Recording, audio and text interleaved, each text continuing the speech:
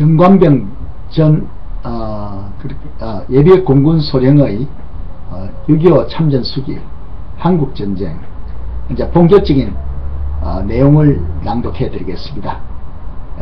내용은 우선 오늘은 6.25 발발 직후 상황을 선생님의 서술을 통해서 들려드리겠습니다. 제가 읽겠습니다. 북한 전투기 서울 폭격 제2장부터 읽습니다. 6.25 발발 당시 나는 청진동의 외삼촌 댁에 묵고 있었다. 외삼촌 댁에 묵고 있었다고 합니다. 중앙천까지는 걸어서 50분 걸리는 거리에 있는 집이었다. 외삼촌은 일제시대부터 출판업을 하셨고 6.25 당시에는 종로 일가에 있던 정문관 백조사에서 사장으로 일하고 계셨다.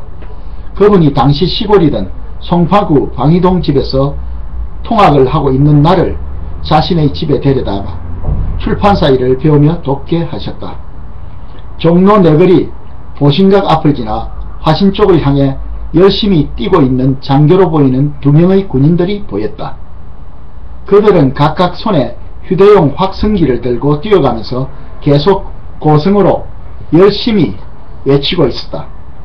휴가 외출 중인 전 장병들은 즉시 기대 복귀하라는 것이었다.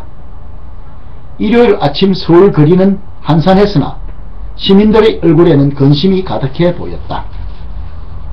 그들은 소란 속에 웅성대기 시작했다. 또 다른 장교들도 사람들이 많이 모인 곳을 다니며 정신없이 외치며 뛰어다녔다. 군복은 벌써 땀에 흠뻑 젖어 있었다. 나는 그 광경을 보고 발길을 돌려 청진동 집으로 돌아왔다. 즉시 라디오 스위치를 돌렸다.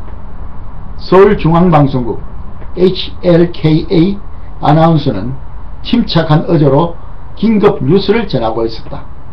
반복된 뉴스가 들리는 중에 신성모 국방부 장관의 육성이 들려왔다. 떨리는 목소리였다. 오늘 새벽 북한 괴뢰군이 38선을 돌파, 남침을 감행하고 있다고 했다. 괴뢰군이 탱크를 동원해 개성 남방까지 밀어 닥쳤다고 말했다. 용감한 우리 국군 장병들이 괴뢰군을 맞아 반격 준비를 하고 있다고 했다. 친애하는 국민 여러분, 그리고 서울 시민 여러분으로 시작되는 방송은 국민들은 안심하고 현 위치에서 머물러 있으라는 내용이었다. 그날 오후 나는 평상시와 같이 공부하는 의자에 걸터앉아 방송을 듣고 있었다. 갑자기 나의 고막을 뚫을 듯하는 큰 소리가 들렸다. 놀란 나는 의자에서 떨어져 나도 모르게 책상 밑으로 기어들어갔다. 이전에 들어보지 못한 폭음이었다. 천둥 소리도 없이 갑자기 벼락치는 소리였다. 폭음이 나의 머리 위에서 연거푸 들렸다. 인민군 전투기들이 저공으로 날아와 광화문 중앙청과 경무대를 향하여 무차별 기총소사를 하고 있었다. 불과 5분도 되지 않는 짧은 시간 동안 공습을 퍼붓고 날아간 것이었다. 저공으로 우리 집 머리 위를 날던 소련제 야크 전투기들은 계속해서 여의도 비행장과 김포 비행장을 공습하고 건물들을 불태웠다. 처음 당하는 서울 시민들은 날벼락을 맞은 듯 혼비백산했다. 그들은 정신없이 뛰어가 피난 보따리를 꾸리기에 바빴다. 겁에 질린 나는 그날 잠을 이루지 못하고 다음날 26일 월요일 아침 일찍 걸어서 학교에 갔다. 학교 철문은 굳게 잠겨 있었고 기한도 없는 휴교 쪽지가 붙어 있었다. 주위에 교통수단은 아무것도 보이지 않아 마비 상태였다. 유일한 교통수단인 시내 전차조차 보이지 않았다. 시내 군데군데 전차가 운전수 없이 꼼짝없이 서 있었다. 관공서는 벌써 문을 닫았고 아무도 없었다. 태평로를 따라 서울역과 삼각지에는 한강다리 쪽으로 향하는 피난민 행렬이 줄지어 있었다. 27일 아침 나는 책가방 하나를 메고 간단히 작별 인사를 드리고 집을 나섰다. 그리고 종로 동대문을 향하여 뛰기 시작했다. 왕십리 미나리 밭을 지나 안양천의 다리를 건너 뚝섬 나루터를 향했다. 피난민 행렬을 헤치고 단신으로 뚝섬 한강 백사장에 와보니 나룻배 몇 척과 똑딱선 한 척이 보였고 피란민들이 인산인해를 이루고 있었다. 그들은 모두 배를 타고 한강을 건너가려고 아우성을 쳤다. 사람들이 너무 많아 내가 이곳에서 한강을 건너가기는 불가능해 보였다. 나는 피란민 대회를 뚫고 방향을 돌려 광나루를 건너가기로 마음을 먹었다.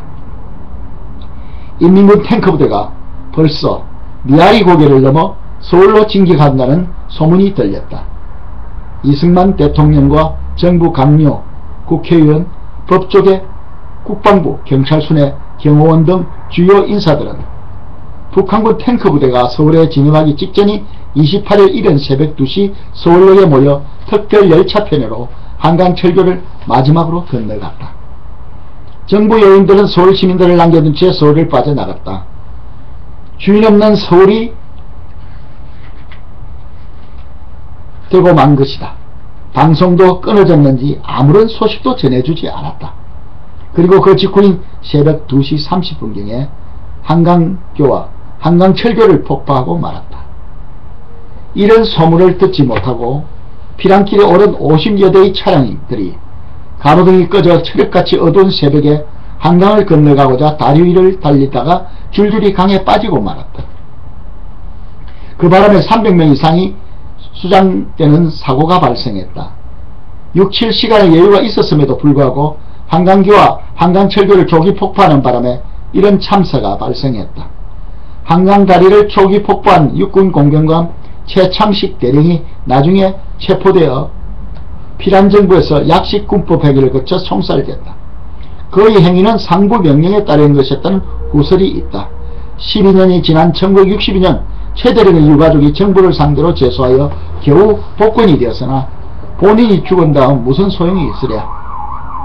수원으로 이동한 육군본부는 흩어진 병력을 집결시켜 한강 방위선을 구축하기에 바빴다. 국군 장병들은 실물 탱크를 한 번도 본 적이 없었다. 말로만 듣거나 영화 속에서나 보았던 탱크에 처음으로 맞서는 것이었다. 2차 세계대전에서 용맹을 떨치던 소련제 탱크 300여 대를 맨손으로 막아내야 했다. 바위에 계란 던지기로 속수무책이었다. 나라와 백성을 지키겠다는 용기와 충성심이 없었어가 아니었다. 우리 국군은 이것들을 대적할 탱크가 한 대도 없었다. 하늘을 지킬 비행기 한 대도 없었다. 소총과 수류탄으로 적 탱크와 맞서야 했다. 북한군은 병력도 우리의 배가 넘은 데다가 잘 훈련되어 있었다. 그들을 방어하기에 우리 국군은 모든 점에서 역부족이었다.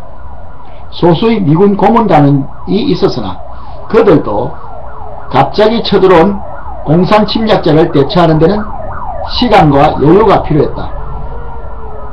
유엔군이 한반도에 상륙하기 전 허무하게 무너진 우리 국군은 우리의 터전과 재산을 버리고 후퇴를 거듭하였다.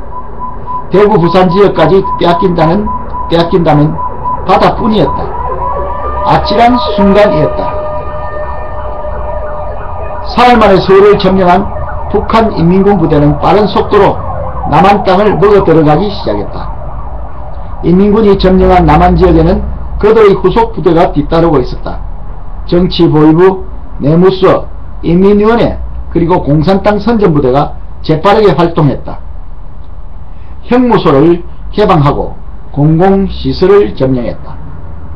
또 은행을 점령해 검은개와 지표를 약탈해갔다. 피신하고 있던 주요 인사와 젊은 인력을 색출해냈다. 젊은이들을 잡아들여 의용군이란 명목으로 인민군에 편입시켰다. 그 숫자는 무려 20만 명에 달했다. 서울에서만 3만 명 이상의 청년들을 붙잡아 총쏘는 연습만으로 그들의 군대에 집어넣었다.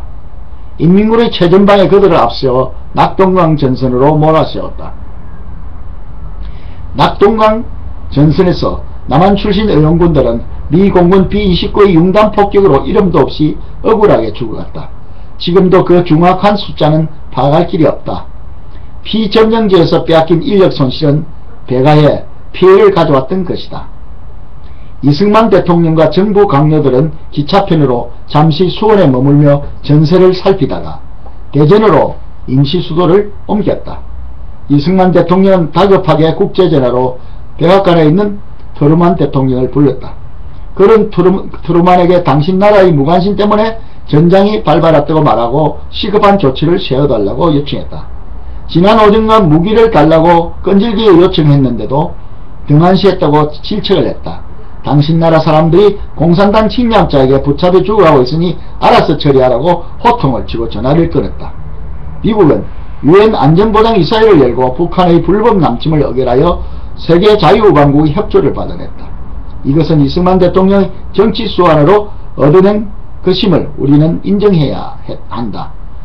고집스러운 이 대통령은 정부 강요들과 임시수도를 대전에 두려고 마음먹었으나 전황이 또 위급한 지경에 놓이자 대전에 머문 지 사흘 만에 다시 이리 현재 익산을 거쳐 목포에 도착했다.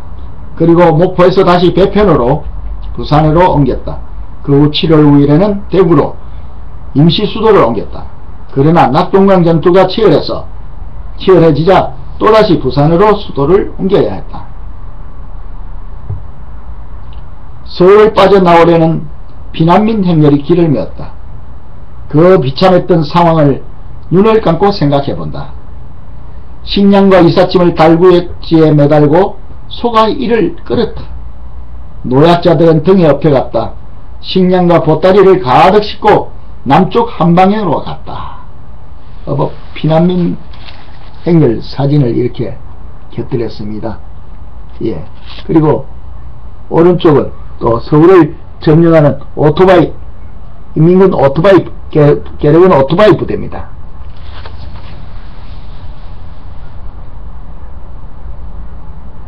피난민들은 허기진 뼈를 움켜쥐고 거북이 부여름으로 하루종일 걸었다. 산과 들을 지나 당도한 초가집 추녀 밑에서 새우잠을 자고 또 걸어야만 했다. 어린아이들은 배고파 울었다. 며칠 먹을 양식은 모두 동이 났다. 주인 없는 밭에서 양배추와 감자를 파먹었다. 목걸이와 금반지를 빼서 식량을 바꾸어 먹기도 했다. 구걸하지 않는 사람이 없었다. 목표도 없이 남쪽을 향한 피난민은 어디로 가야 한단 말인가. 처참했던 유교를 다시 회상해본다. 3.